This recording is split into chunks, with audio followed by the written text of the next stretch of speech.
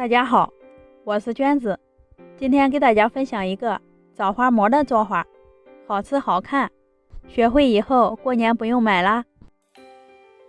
先准备温水320毫升，加入6克酵母粉、8克白糖，促进酵母发酵。先搅拌至白糖完全融化，倒在600克的面粉里，边倒边搅拌，这样才好掌握面的软硬度。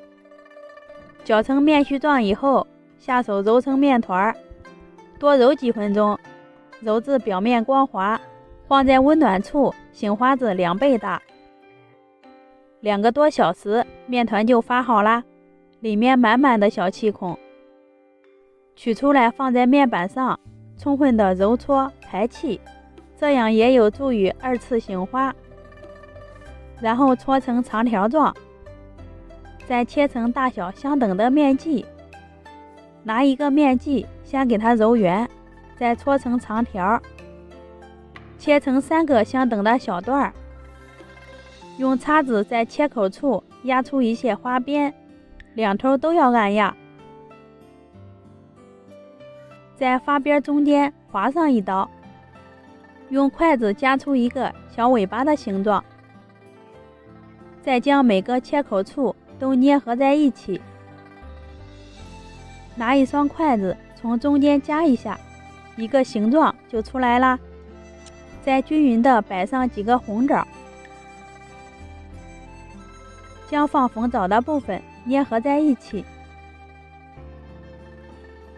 用叉子在生胚中间扎一些小孔，方便排气。